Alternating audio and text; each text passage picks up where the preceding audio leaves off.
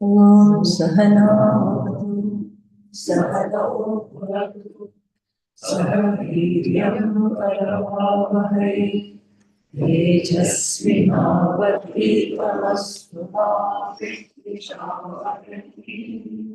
ॐ शान्ति शान्ति शान्तिः।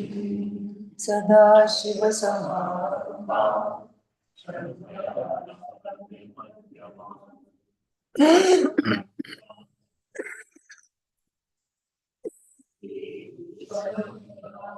दयाकरं दयाकारं दान्तं धर्मप्रवर्तकं प्रणमामि दयानन्दं मदाचार्यवरं परम्। मनो हि द्विविधं प्रोक्तम् शुद्धं चाशुद्धमेव च। अशुद्धं कामसङ्कल्पम् शुद्धं कामविवर्जितम्। मन एव मनुष्याणां कारणं बन्धमोक्षयोः। bandhaya vishayasaktam uktam nirvishayam smritam.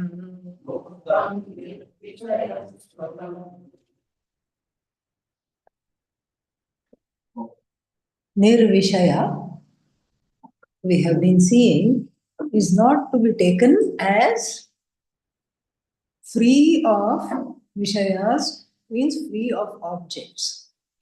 The mind cannot be free of objects. Why? Because one is not in charge of the objects. We saw that yesterday. The objects just fall into the mind, and in fact, that is the place where the Keno Upanishad starts. How do the objects fall into the mind? We saw that. So nirvishaya must be changed into nirasakti. So the mind cannot be free of objects, but it certainly can be free of what?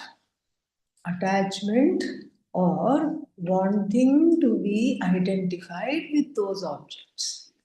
The clinging for the objects can definitely, there is something I can do about, but the fact that there are objects in the mind, I cannot do anything about. This distinction must be understood. So the karma for the objects, which was talked about in the first verse, in the first mantra, has to be understood as that there is some say about it, there is some option I can have. The karma for the objects is what? Most of the time, it is not the karma for the object at all. So if supposing somebody says, I have to have this, I cannot do without this object, then that means there's already if you ask them, and if they happen to be a little more, what's the word for it? A little introspective, and you ask them the situation. What is the situation? Why can't you do without this? What is this? What is about this particular power? Then you will find out that it is not this that they want. They want the concept of this, or what they think is going to make them secure. What is it that they are going to get? Not from the thing, but the security that it represents, or some happiness that they think it represents.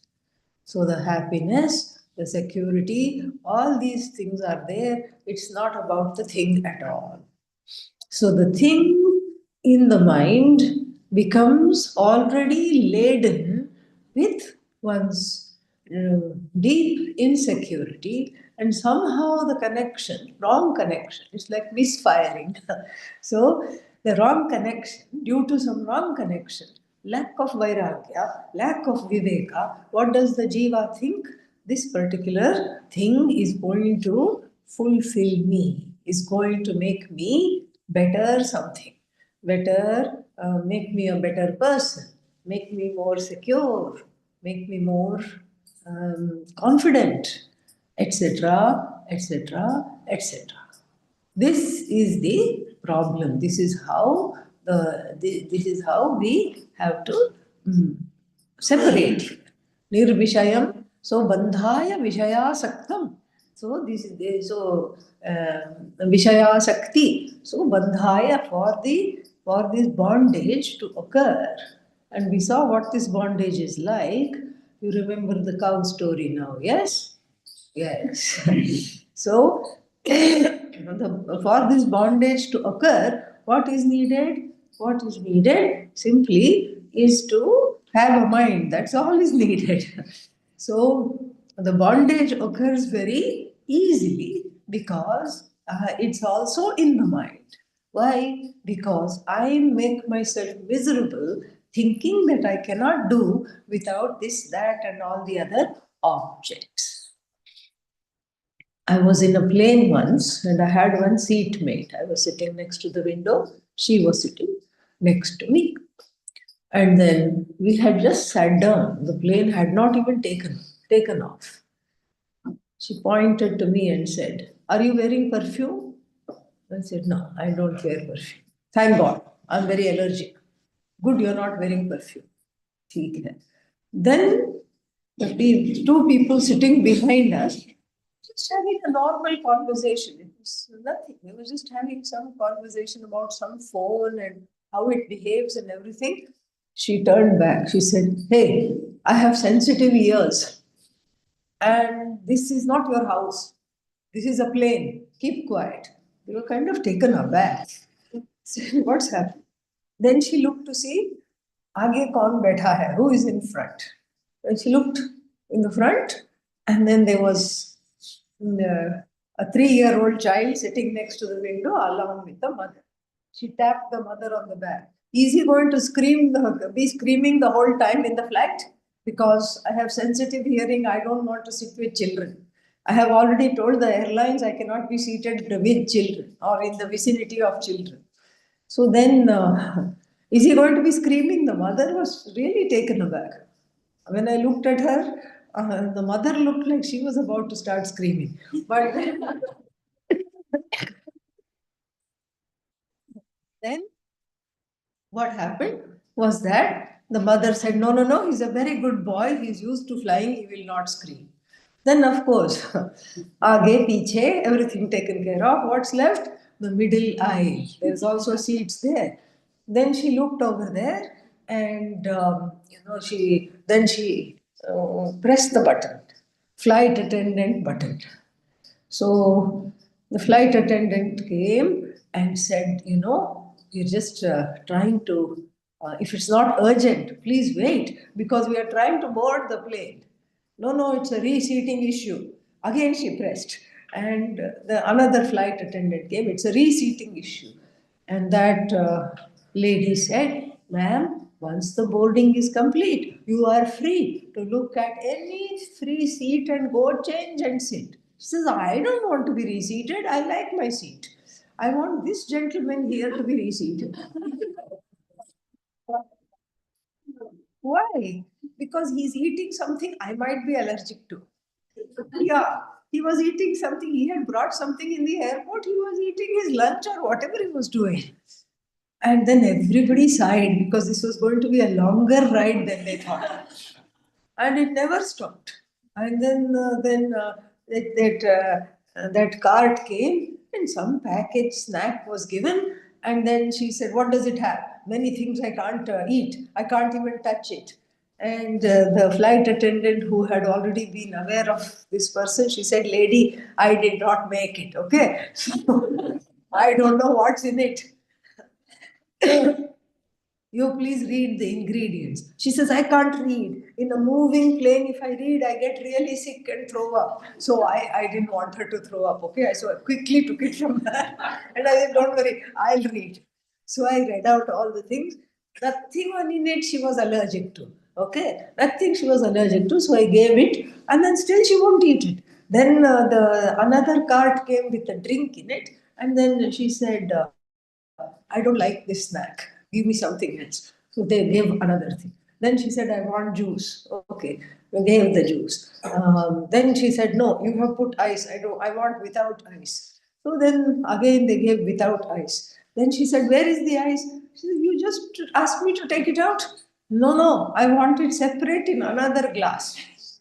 So like this, she was just such a miserable person, had convinced herself that this is how life should be led.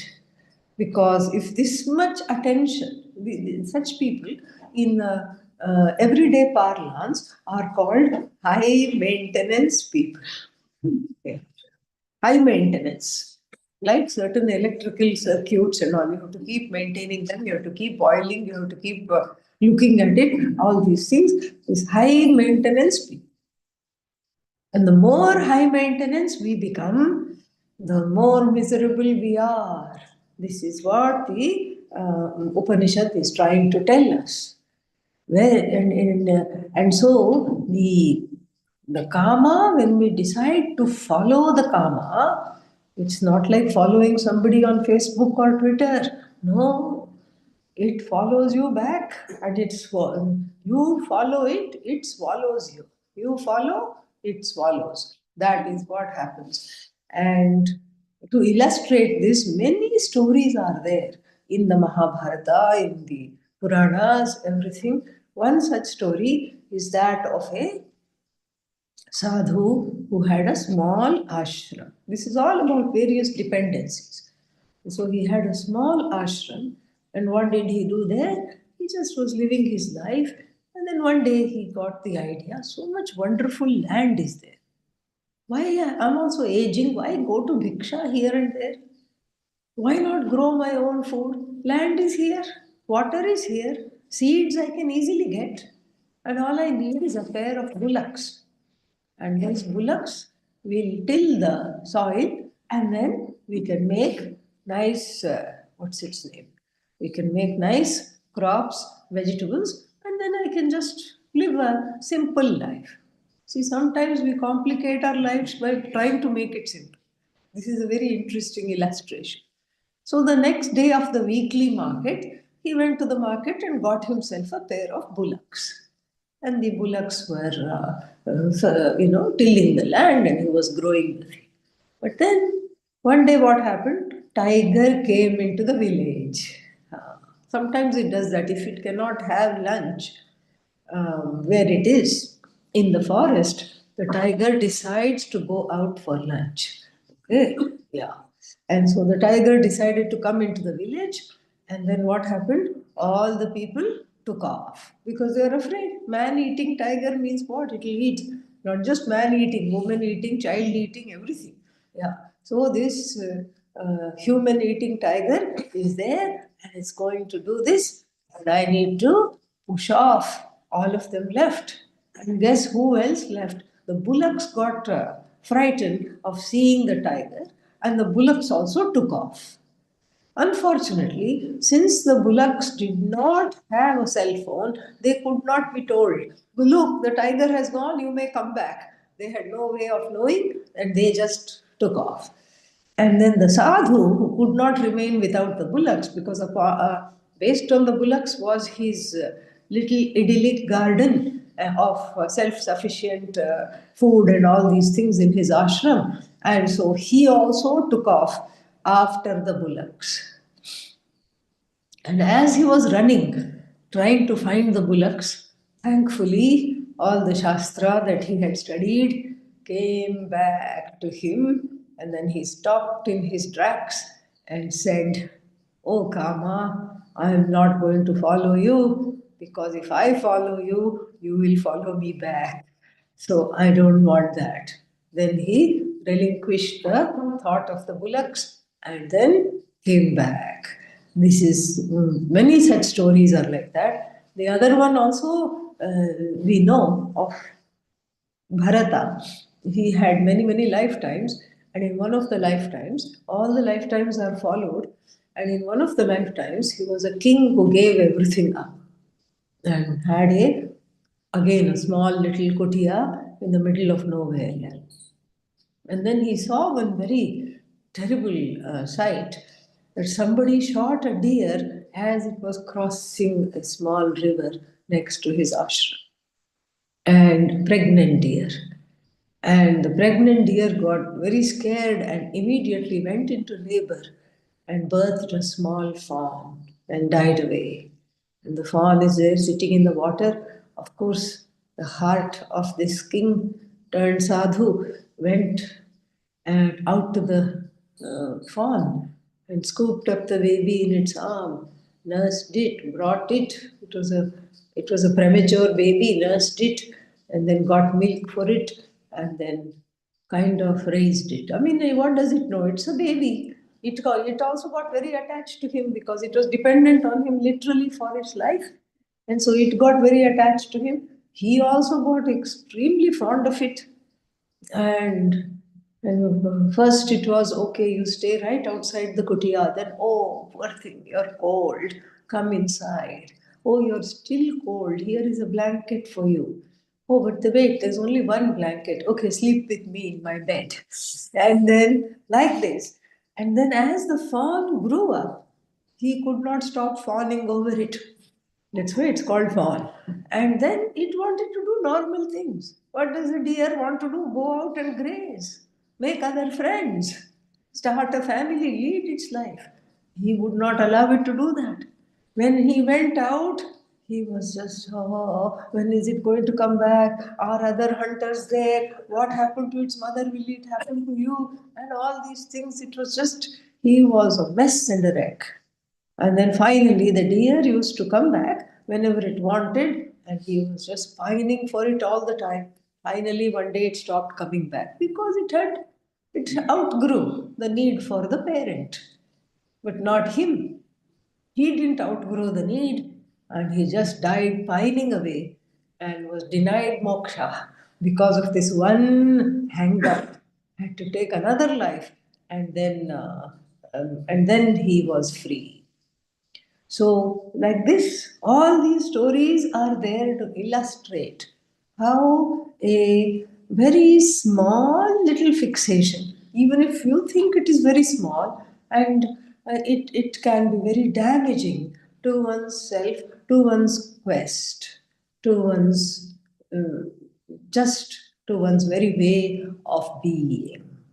And so, therefore, the second verse says, Muktam Manaha Nirvishayam Smritam. Nirvishayam means you don't completely wipe it off all the objects because that is not possible. You wipe it of the asakti, nirasaktam smritam. So, nirvishayam means nirgataha vishayaha yasmat, from whom all objects have departed. That cannot happen because the objects are already loaded all the time in the head. Everything is between the two temples. So, nirvishayam must be read as nirgata asaktihi yasmat, from which the longing has been removed. So, there is a difference between an object and a longing. The object becomes subjective in the mind. I have no longer an objective relationship to the object. Why? Because I have longing. The longing makes one have this attachment and identification. I have to have this, like this.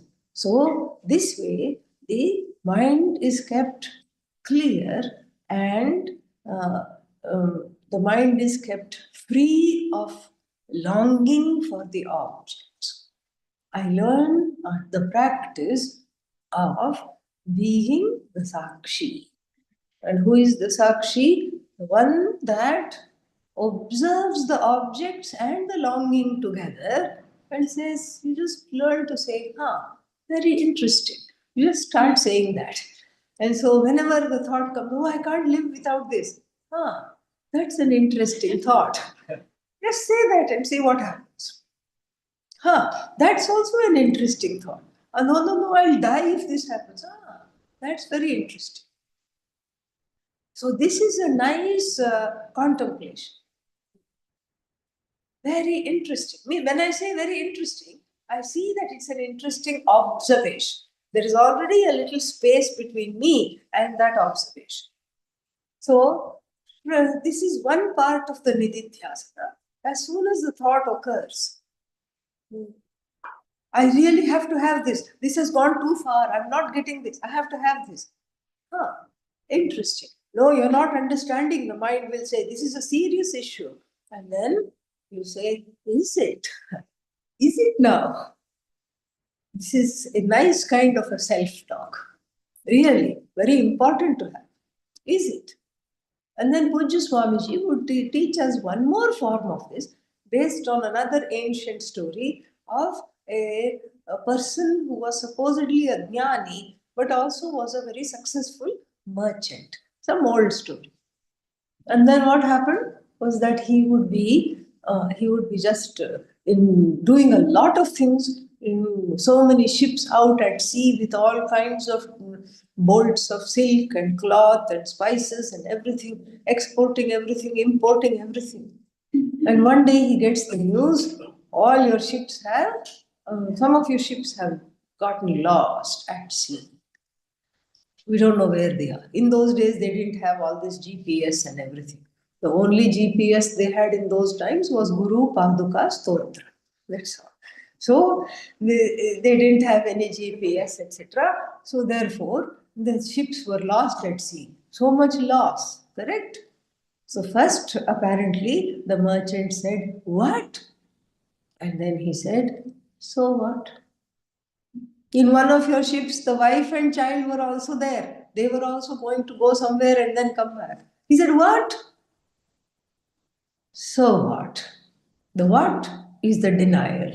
Because every bad news, or a bad news means what? Things don't go as I want. That is the bad news. There's no other bad news. We think bad news comes in many forms. No. Bad news means news that I do not like.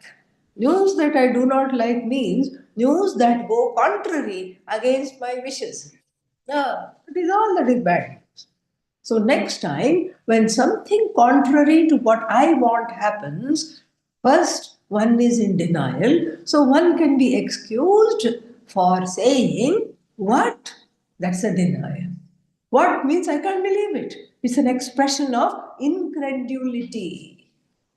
What do you mean that the ships are lost? What do you mean that by the time I went to the dining hall, the gulab jamuns are over? What do you mean? What? What do you mean? That's my favorite. I was waiting for it. Just because I was 2 minutes late, why did you have to stuff your face and finish it all off? What? And then after that, you take a few breaths and then say, "What? So what?" This "so what," the coming after the first incredulous expression of denial, is extremely important because that "so what" is jnana, is wisdom. Why is it wisdom? Because I ask myself the question that when after I say "so what," that means what? I see that I am still alive, nothing has happened. No gulab jamun means what? The world did not fall apart. No, my world fell apart. No, your world also did not fall apart. Why? Because you are standing and arguing with me. Why did I eat all the gulab jamuns? You're arguing with me. So obviously you are fine. You are okay. So, so what? What is an expression of denial which can be allowed because it is kind of spontaneous and it is an expression of the shock that has happened in one's life. And then, so what is the shock absorber? When I say "so what," you understand. One understands that "so what?" Yeah, what happened? Nothing happened. It's okay. And then, if we practice like this, the "so what" threshold increases. So what, so what, so what, so what, so what, so what? And even if somebody says, "Run, the sky is falling on your head," you will calmly say, "So what?" That is how one grows. This is like a nididhyasana. This is how to train the mind. And this is what the Bhagavad Gita talks about as the two kinds of desires. Not just two kinds of minds here, two kinds of desires: binding desire and non binding desire. What is a binding desire? Binding desire is that without which I feel I cannot live. I'm giving homework for this class, okay? You can go and write it all out, and then tonight you can give a report, all right? During satsang. What is the homework? On one side of a piece of paper, make a list of all the things you cannot live without. And then on the other side of the paper, make a list of all the things you can live without. Ah. And you will see that the right hand side is short and the left hand side maybe goes to more than one page, more than 2 pages. Maybe there's a whole book on the left hand side and a slim paragraph on the right hand side. And so let us do this exercise just for fun. And this is the homework. And then, so The things on the left are called binding desires. And the things you are going to put on the right are non-binding desires.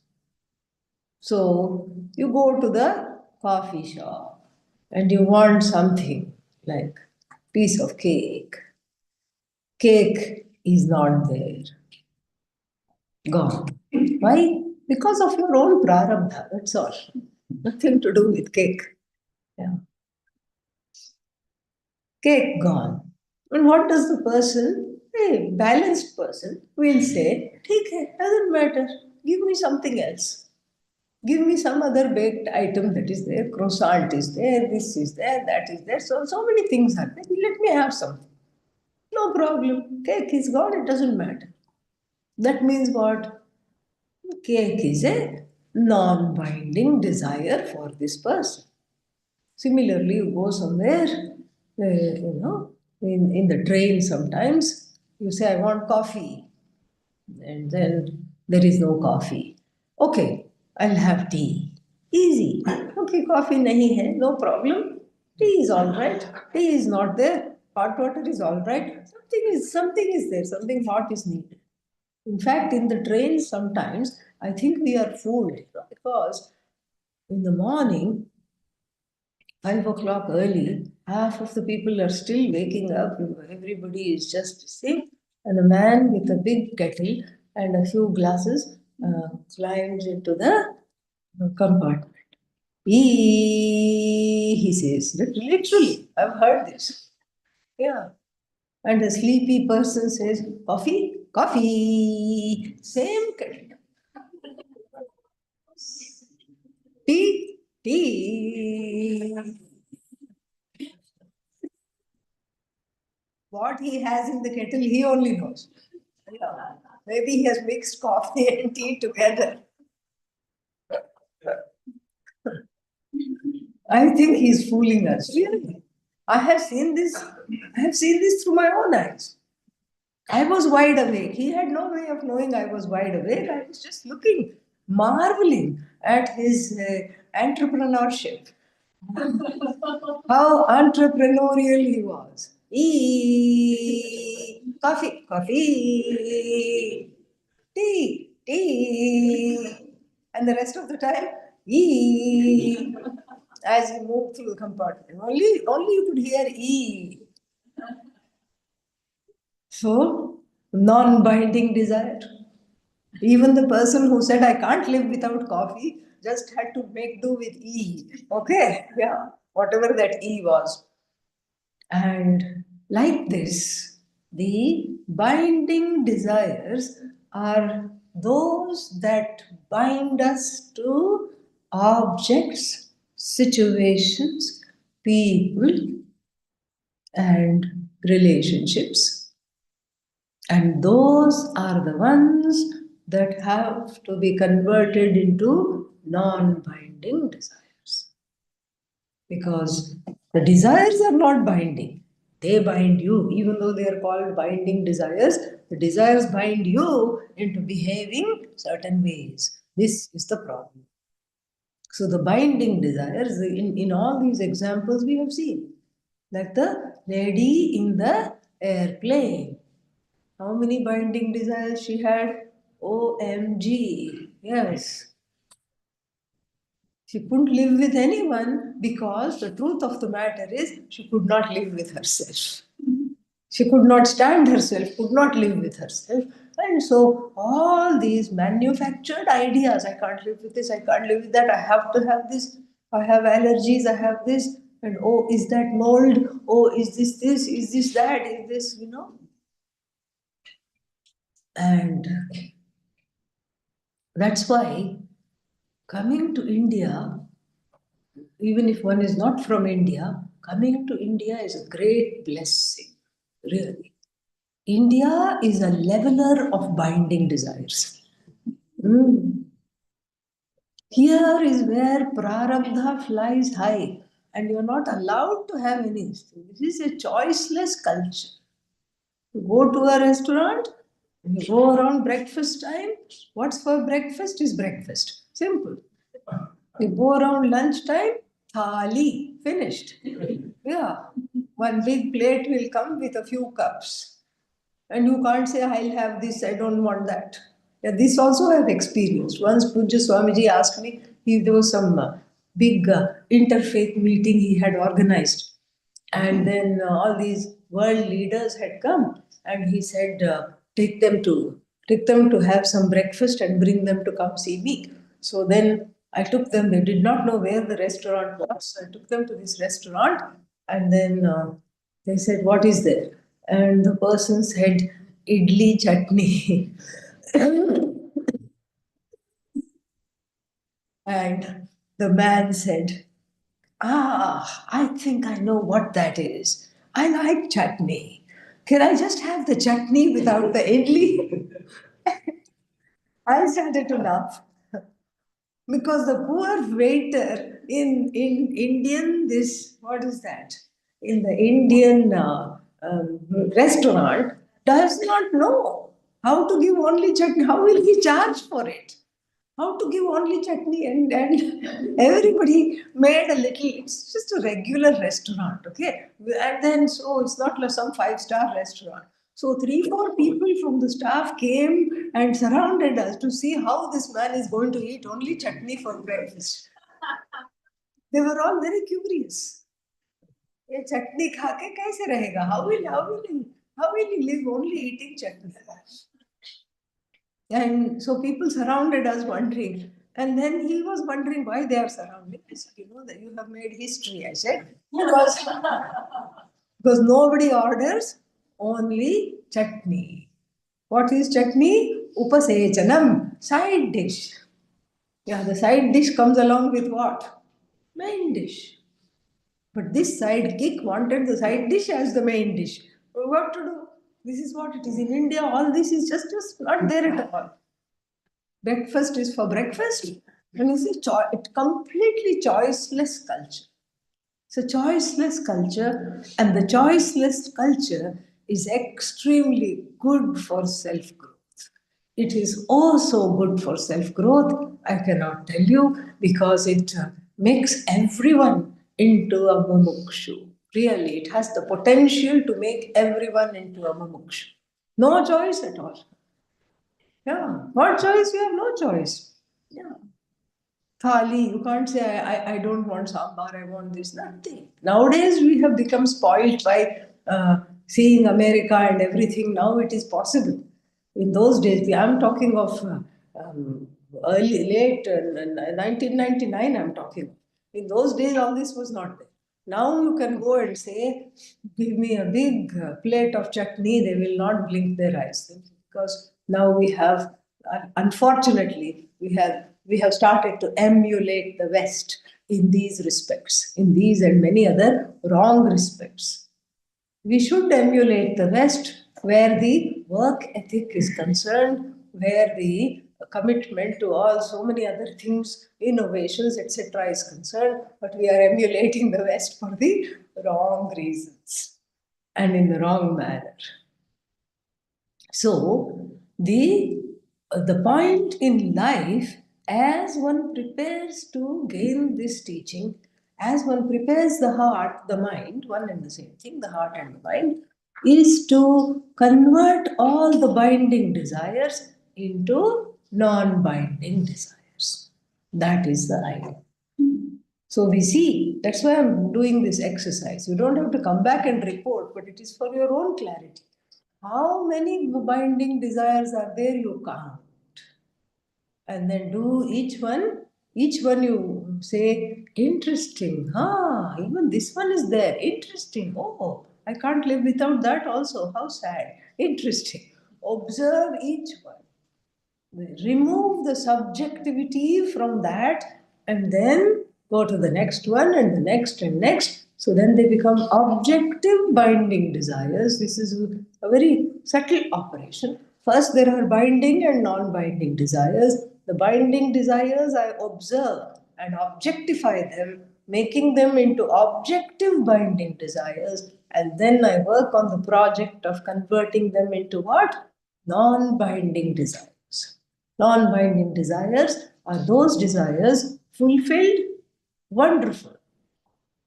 Unfulfilled? No problem. Even better. I'm fine. So, this way we progress. And this is what the first two verses, which are the Pratigna verses, which talk about the entire focus of the Upanishad, is to mind the mind and keep it available in service of this knowledge. Then, next one.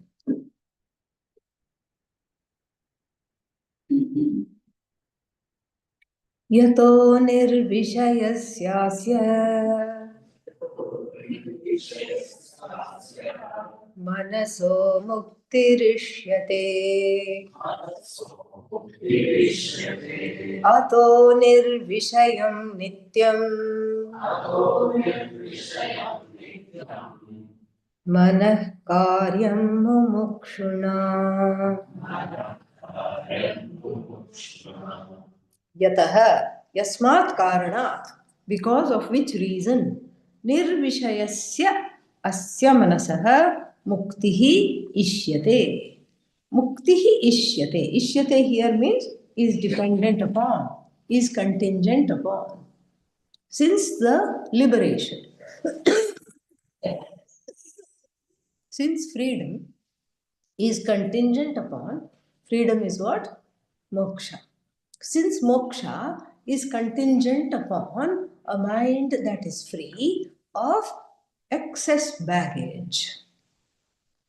So, baggage means subjective thoughts, desires, and objects in the mind. So, since nirvishayasya asya manasaha muktihi ishyate. So, since the mukti of the mind, the liberation depends on the mind being free of objects, not free of objects. You understand what the spirit of it, right? Free of what? The clinging to the objects, that we have to add that there. Free of clinging or being bound by the objects, then for every mumukshu, it is advised, the second half says, mumukshuna, by the mumukshu, what should be done? Ataha, therefore. Well, what is this? Therefore, yataha, ataha.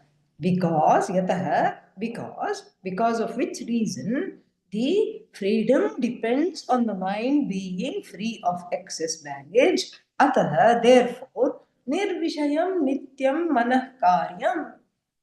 So, therefore, the mind always has to be kept free on part of the who? Mumukshu. A special advice now, because now the thing is honing in. And who is this Upanishad for?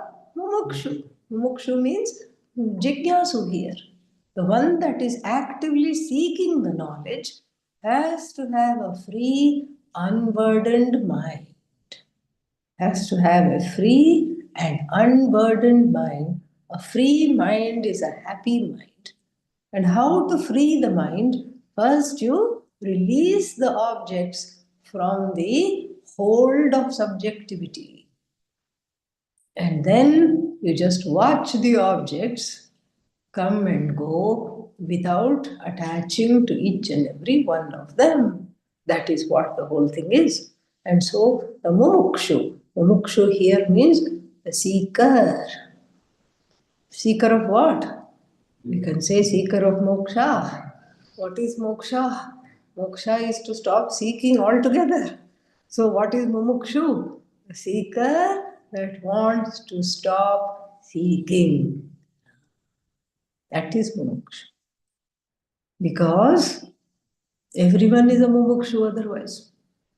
The true mumukshu is the one who stops seeking, wishes, desires to stop seeking. Does not want to keep seeking because has understood how, through experience of course, has understood that the more I seek, the more I feel bound, the more I seek, the more unfulfilled I am. This is what is the whole trajectory. The more I seek, the more unfulfilling life is. That's what happens. It's just like everything increases. And then we start off. People do this. I want a very simplistic lifestyle. Minimalistic. Now, this is a big thing. Minimalistic lifestyle.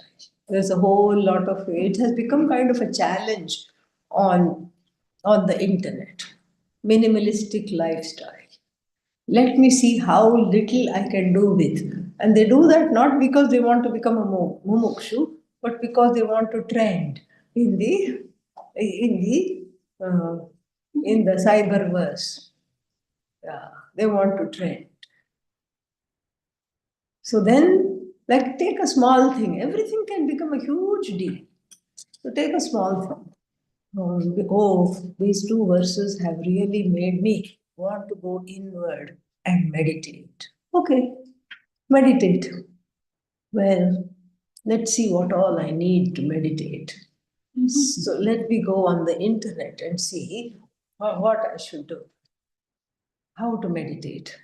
This is not somebody in the ashram, okay? This is some lay person outside. So they Google, and then it says, wear nice baggy clothes. Oh, I don't have baggy clothes. Everything I wear is form fitting. Okay, then I make a shopping list.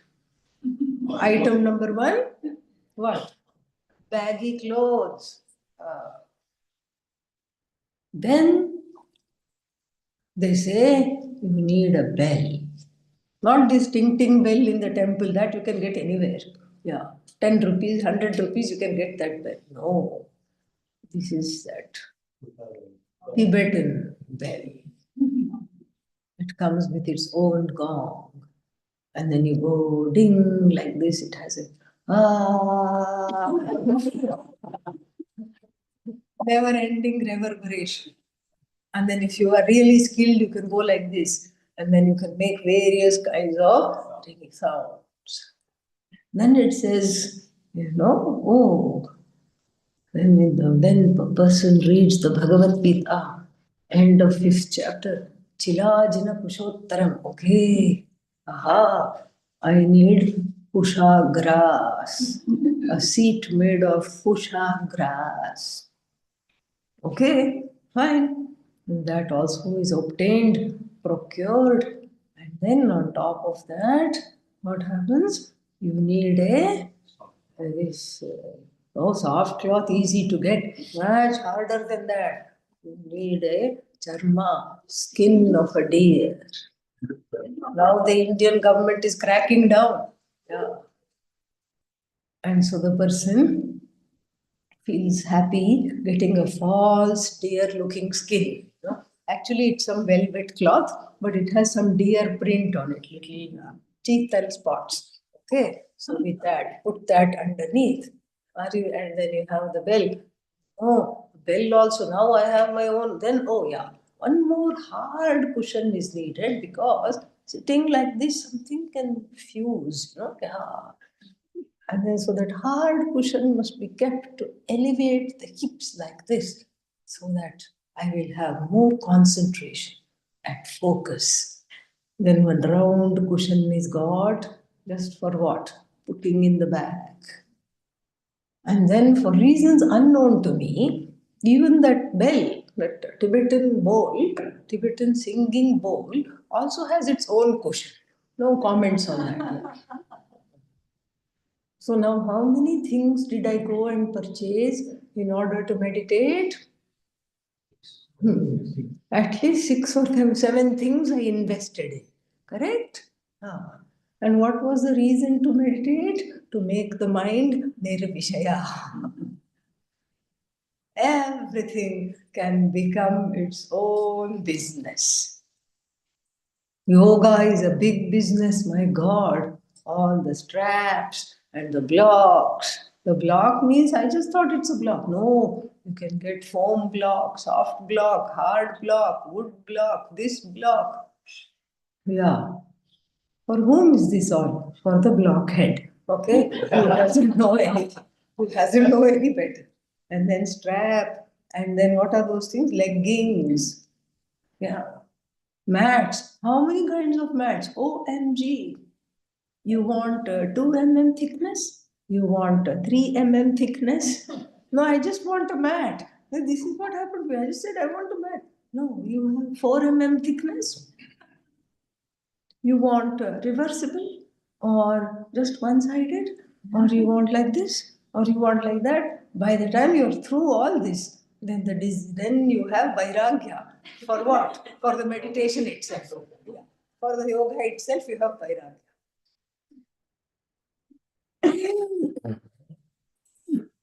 So, mumukshu therefore means the one who has decided to stop seeking.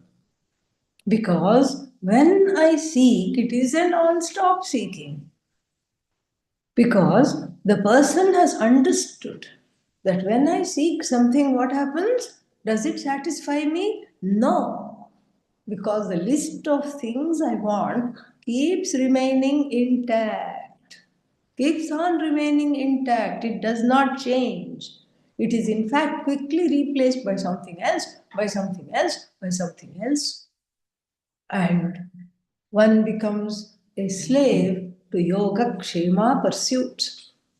Yoga kshema means apraptasya prapanam yogaha. And whatever I don't have, I want to get. That's half of the pursuits, half of one's life. Praptasya rakshanam kshemaha. The other half of the life is protecting what I already have from you, of course, because this is all mine. And then you cannot have it. So I protect what I have, and then I keep on asking for what I don't have, and then there are certain things I have collected which I wanted at that time. Now I do no longer want. So I have to get rid of them. And there are certain things which I never want to have, like wrinkles, gray hair, etc. So I have to keep everything at bay. So the whole life is based on these kinds of pursuits. The mind is preoccupied. The mind's favorite mantra is what if, what if, what if, what if, what if, what if, what if, what if, what if. What if this happens? No, it won't happen. No, no, no, what if it happens? And this what if mind means there is no trust, there is no Ishvara, there is no other source other than itself. It is belaboring under a wrong assumption. Even if you don't want to bring Ishvara into the picture, even if you say that, okay, even if you see, even if you can see that I am not a vacuum, I am not living in a vacuum. There are other people, there are other situations, there are other things in the world. I'm not living in a vacuum. And so therefore what? Therefore, if the what if really happens, what will happen? Nothing will happen. Somebody will help me. Something will happen. But the what if person, or the person who is, what should I say, has a bad case of a what if mind, has to really calm down, because that person thinks the whole world is standing on my head and I am responsible for everything from the weather all the way to this, whatever is happening here in my life. So, the what if mentality, the what if has to be converted to what? So what, so what, so what? This is growth. Because the truth is, the mumukshu starts to understand. The truth of the mumukshu is that seeking freedom is a very general thing. Moktum ichha mumukshuta is a very general thing. Seeking freedom. Freedom from what? Once freedom from one thing makes me binded to another thing, makes me bound to one more thing. That has to be recognized. Therefore, we talk about the quantum leap from the mumukshu to whom? Jignyas. So, karyam mumukshuna, the karyam, the work of the mumukshu is keeping the mind intact, keeping the mind free of the baggage of seeking altogether. This is not so easy. This calls for many, many steps in between. What are they? First, we can see this, we can see that no matter what I seek, I am not happy. So the happiness, the connection between my happiness and my actively seeking things, situations, people, and circumstances have nothing to do with one another. This has to be understood. Nothing to do with one another. And then, therefore, what I have to seek is that which will make me stop this stupid disease of having, which is the stupid disease of seeking, of wanting. You know how in the, what is that, in the music concert, there is one Tanpura. It keeps the main notes. It keeps doing strumming so that the vocalist can improvise, can go all over the place and improvise, and the audience, who knows a little bit about the melody, can just be enjoying the constant and the one that is the improvisation as well. And here in the Jiva's life, the constant is what? I lack, I lack, I lack, I lack. I don't have, I don't have, I don't have. I want, I want, I want. All the activities are based on this background noise. This background noise of I want, I want, I want. I seek, I seek, I seek. I don't have, I don't have, I don't have. I lack, I lack, I lack. That is what has to be interrogated. And until that is interrogated, the truth of myself cannot be known. Even Brahmaji can come and teach Vedanta, and one will not be, there will be no, what is that, no change in the person at all. And so, therefore, the first step is to understand I have to stop seeking, because what I am seeking is not the things themselves. It's like a baby who says, I want to play when it is really tired and ready to drop asleep. The mother knows. The mother won't argue, the mother will just say, yes, yes, we'll play. And then just go like this, and the baby is asleep.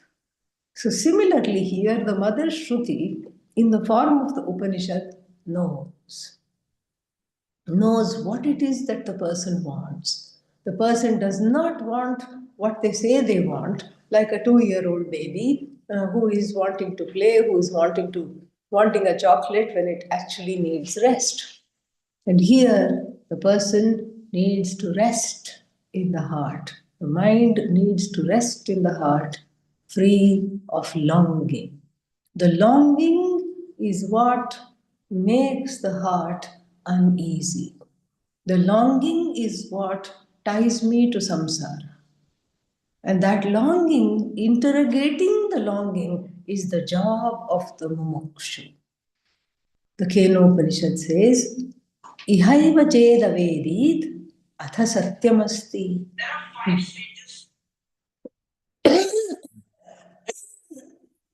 Ihaiva chedavedit atha satyamasti.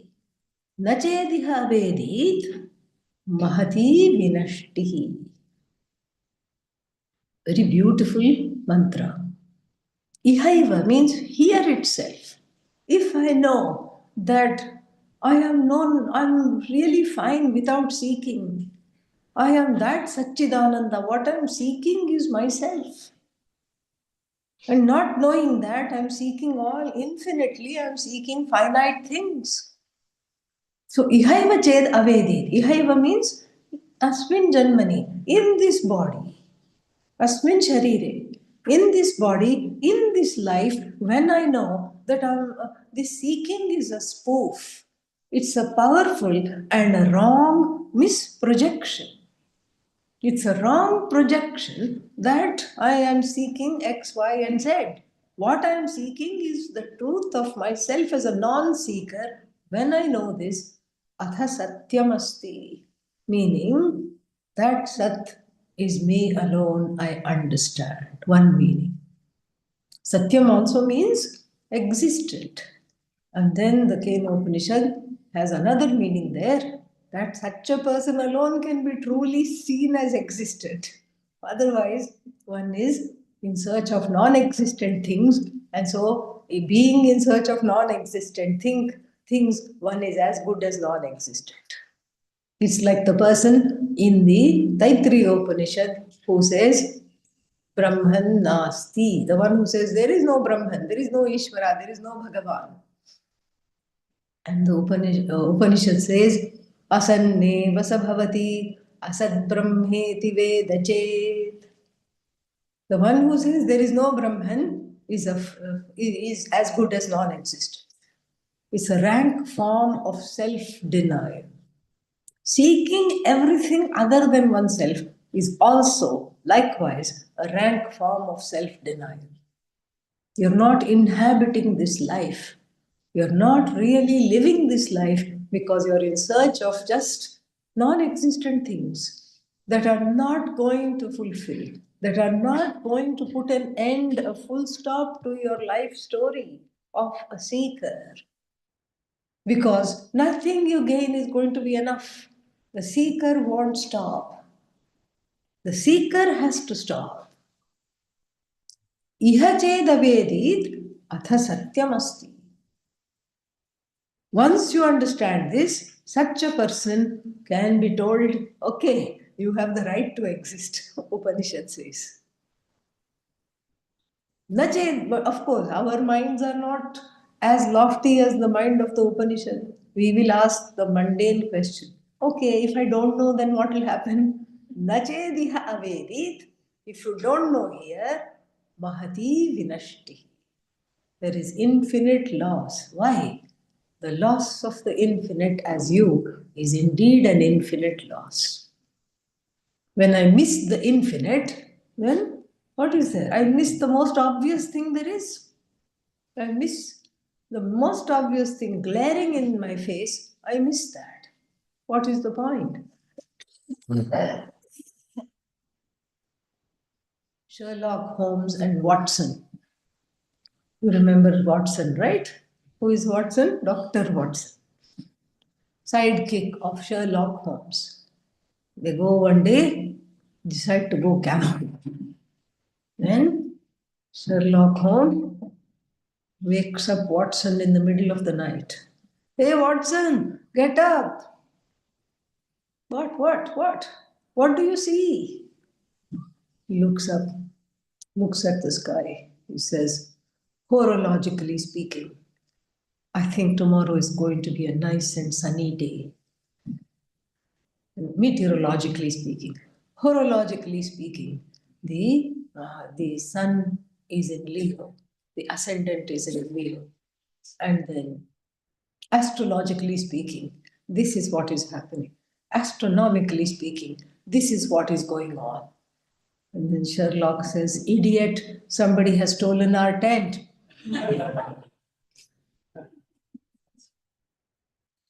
This is what is the difference. And we miss the obvious and we miss the infinite. Keep on infinitely searching. Therefore, far better it is to be the seeker of the infinite than an infinite seeker.